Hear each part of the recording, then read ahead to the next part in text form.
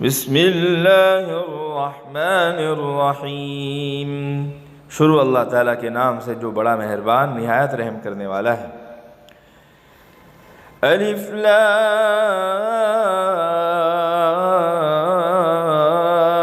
را تلک آیات الکتاب المبین۔ الف لام را یہ اس کتاب کی آیتیں ہیں جو حق واضح کرنے والی ہیں۔ یہاں سے سورہ یوسف کی شروعات ہو رہی ہے۔ سورہ یوسف کے اندر 12 رکوع اور 111 آیتیں ہیں، اور یہ مکہ مکرمہ میں نازل ہونے والی صورتوں میں سے ہے۔ اہم بات یہ ہے کہ یہ پوری صورت ایک ساتھ نازل ہوئی۔ اللہ تعالیٰ کے اولو العزم پیغمبروں میں سے ایک حضرت یوسف علیہ السلام ہیں۔ ان کے والد حضرت یعقوب علیہ السلام، جن کا نام اسرائیل بھی تھا، وہ بھی نبی تھے۔ حضرت یوسف علیہ السلام کے دادا حضرت اسحاق علیہ السلام بھی اللہ کے نبی اور پیغمبر تھے، اور ان کے والد جو حضرت یوسف علیہ السلام کے پردادا تھے وہ حضرت ابراہیم علیہ السلام ہوئے، جو نہ صرف خود نبی بلکہ ان کے بعد جو انبیاء پیدا ہوئے وہ عام طور پر انہی کے نسل میں پیدا ہوئے، اور خود آخری پیغمبر محمد الرسول اللہ صلی اللہ تعالی علیہ وسلم بھی انہی کے نسل مبارک میں پیدا ہوئے۔ اسی لیے آپ صلی اللہ تعالی علیہ وسلم نے حضرت یوسف علیہ السلام کو کریم ابن کریم ابن کریم ابن کریم کہا، جیسا کہ بخاری شریف میں موجود ہے۔ ان کی زندگی کو حضور اکرم صلی اللہ تعالی علیہ وسلم کی زندگی کے ساتھ بڑی مماثلت تھی۔ دونوں ہی کا ابتدائی دور صبر و آزمائش، تکلیف و مشقت اور مغلوبیت کا دور تھا۔ دونوں ہی اپنے قریبی رشتہ داروں کے بغض و حسد اور عداوت و دشمنی کا نشانہ بنے، اور دونوں ہی بالآخر ایسے غالب و فاتح ہوئے کہ مخالفین کی گردنیں ان کے سامنے جھک گئیں۔ نیز دونوں ہی نے غلبہ پانے کے بعد اپنے مخالفین کے ساتھ عفو و درگزر کا معاملہ فرمایا اور ان سب کو معاف فرما دیا۔ تو یہ مکمل صورت، یہ پوری کی پوری صورت حضرت یوسف علیہ السلام کی اسی داستان حیات پر مشتمل ہے۔ عام طور پر قرآن مجید میں کسی بھی پیغمبر یا کسی بھی قوم کے واقعات کو اس طرح نہیں بیان کیا گیا ہے، بلکہ مختلف مقامات پر واقعات کا کچھ حصہ ذکر کیا گیا ہے۔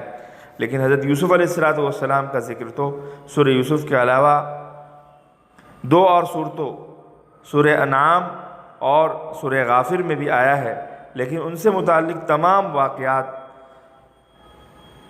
اسی ایک صورت میں یکجا ذکر کر دیے گئے ہیں، جس میں قدم قدم پر عبرت و موعظت کے جواہر پارے بکھرے ہوئے ہیں۔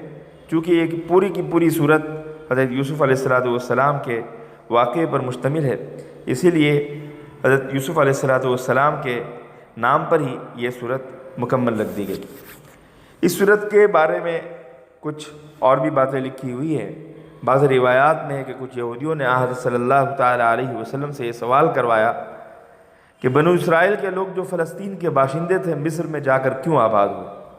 ان لوگوں کا خیال تھا کہ آپ کے پاس چونکہ بنی اسرائیل کی تاریخ معلوم کرنے کا کوئی ذریعہ نہیں، اس لیے آپ اس طرح کے سوالات کا جواب نہیں دے سکیں گے، اور اس طرح آپ کے خلاف یہ پروپیگنڈا کرنے کا ہمیں موقع مل جائے گا کہ نعوذ باللہ معاذ اللہ آپ سچے نبی نہیں ہیں۔ اسی سوال کے جواب میں اللہ تعالیٰ نے یہ مکمل صورت نازل فرما دی، جس میں تفصیل کے ساتھ اور مکمل وضاحت کے ساتھ حضرت یوسف علیہ السلام کا واقعہ بیان فرمایا گیا۔ دراصل بنو اسرائیل کے جو جد امجد حضرت یعقوب علیہ السلام تھے، انہی کا نام اسرائیل بھی تھا۔ ان کے 12 صاحبزادے تھے، انہی کی نسل سے بنو اسرائیل کے 12 قبیلے پیدا ہوئے۔ اس صورت میں بتایا گیا ہے کہ حضرت یعقوب علیہ السلام اپنے صاحبزادوں کے ساتھ فلسطین میں مقیم تھے، جن میں حضرت یوسف علیہ السلام اور ان کے بھائی بنیامین بھی شامل تھے۔ ان دونوں کے سوتیلے بھائیوں نے سازش کر کے حضرت یوسف علیہ السلام کو ایک کنویں میں ڈال دیا، جہاں سے ایک قافلے نے انہیں اٹھا کر مصر کے ایک سردار کے ہاتھ بیچ دیا۔ شروع میں وہ غلامی کی زندگی گزارتے رہے، لیکن اس واقعے کے تحت جس کی تفصیل صورت مبارکہ کے اندر آ رہی ہے، اس سردار کی بیوی زلیخا نے انہیں گرفتار کر کے جیل بھجوا دیا۔ اللہ تعالیٰ کا کرنا ایسا ہوا کہ مصر کے بادشاہ کے خواب کی صحیح تعبیر دینے پر بادشاہ ان پر مہربان ہوا، اور انہیں نہ صرف جیل سے نکال کر باعزت بری کر دیا بلکہ انہیں اپنا وزیر خزانہ بھی مقرر کر لیا، اور بعد میں حکومت کے سارے اختیارات بھی انہیں سونپ دیے گئے۔ اس کے بعد حضرت یوسف علیہ السلام نے اپنے والدین ماجدین کو فلسطین سے مصر بلوایا۔ اس طرح بنو اسرائیل فلسطین سے مصر منتقل ہو گئے۔ تو سورہ یوسف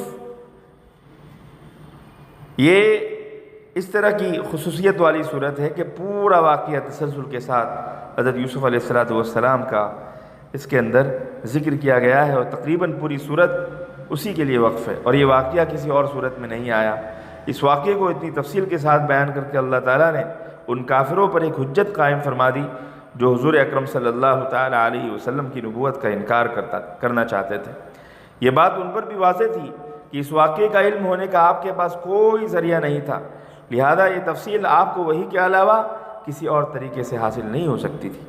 اس کے علاوہ مکہ مکرمہ میں حضرت صلی اللہ تعالیٰ علیہ وسلم اور آپ کے صحابہ اکرام کو کفار مکہ کی طرف سے جن تکلیفوں کا سامنا کرنا پڑ رہا تھا، ان کے پیش نظر اس واقعے میں آپ کے لیے تسلی کا بھی بہت بڑا سامان تھا کہ یوسف علیہ السلام اپنے بھائیوں کی سازش کے نتیجے میں بڑے سخت حالات سے گزرے، لیکن آخرکار اللہ تعالیٰ نے انہی کو بڑی عزت، شان و شوکت اور سربلندی عطا فرمائی، اور جن لوگوں نے انہیں تکلیفوں کا نشانہ بنایا ان سب کو ان کے آگے جھکنا پڑا۔ اسی طرح حضرت صلی اللہ تعالیٰ علیہ وسلم کو اگرچہ مکہ مکرمہ میں تکلیفیں اٹھانی پڑ رہی تھی، لیکن آخرکار یہ سازشی لوگ آپ ہی کے سامنے جھکیں گے اور حق غالب ہو کر رہے گا۔ اس کے علاوہ بھی بہت سارے اسباق، موعظت، نصیحت ہے اس صورت کے اندر جس کو سمجھنا چاہیے اور پڑھنے کی کوشش کرنا چاہیے۔ اس کی جو پہلی آیت آپ کے سامنے تلاوت کی گئی اس کا ایک ٹکڑا ہے الف لام را۔ ہم سب جانتے ہیں کہ یہ حروف مقطعات میں سے ہے جن کا اللہ تعالیٰ کی طرف سے ہونا بالکل واضح ہے، اور اس کے اندر کیا راز ہے، کیا حکمت ہے، وہ اللہ ہی کو معلوم ہے۔ بس ہم اتنا کہہ دیتے ہیں اللہ تعالیٰ ہی اس کی مراد کو اچھی طرح بہتر جانتے ہیں۔ اور اسی آیت کا دوسرا ٹکڑا ہے تلک آیات الکتاب المبین۔ یہ آیتیں ہیں واضح کتاب کی، یعنی ایسے احکامات ہیں اس کے اندر، ایسی شریعت کی باتیں ہیں، ایسے مواعظ اور نصائح ہیں جو نہایت روشن اور بہت ہی زیادہ صاف شفاف ہے۔ اکثر و بیشتر مابعدت طبیعی امور کو جب بیان کیا جاتا ہے اور فلاسفہ ان کے بارے میں بحث کرتے ہیں تو ان کی گفتگو نہایت پیچیدہ، الجھی ہوئی، عام لوگوں کے لیے ناقابل فہم اور پڑھے لکھے لوگوں کے لیے بھی وقت طلب ہوتی ہے۔ فلسفہ اور عقیدہ اور کلام کی کتابوں میں بآسانی اس کیفیت کو دیکھا اور سمجھا جا سکتا ہے، لیکن قرآن مجید کا کمال ہے کہ وہ ایسی باتوں سے بحث کرتا ہے جو انسان کے ادراک سے باہر ہے اور جن کا تعلق اس عالم مادہ سے نہیں ہے، لیکن پھر بھی اس کی بات نہایت واضح اور عوام و خواص سب کے لیے سمجھنے کے لائق ہوتی ہے۔ اور دلائل بھی ایسی چیزوں سے پیش کرتا ہے قرآن جس کو انسان رات دن اپنی آنکھوں سے دیکھتا ہے، جیسے انسان کے دوبارہ زندہ کیے جانے پر نیند کے بعد بیدار ہونے اور زمین کے خشک اور مردہ ہو جانے کے بعد دوبارہ لہلہا اٹھنے سے استدلال۔ یہ اللہ تعالیٰ کی توحید پر دلیل دی جاتی ہے کہ اگر ایک سے زیادہ خدا ہوتے تو نظام کائنات کس طرح درہم برہم ہو جاتا، لو کان فیہما آلہۃ الا اللہ لفسدتا، کیونکہ یہ دن و رات کا مشاہدہ ہے کہ چند سربراہ مل کر ایک ملک کا نظام نہیں چلا سکتے۔ بس قرآن مجید اپنے مضامین اور اپنے دلائل کو پیش کرنے کے اعتبار سے نہایت واضح کتاب ہے۔ اسی کو سمجھانے کے لیے اللہ تعالیٰ نے صرف آیت کے ایک ٹکڑے میں کہہ دیا کہ یہ واضح کتاب کی آیتیں ہیں۔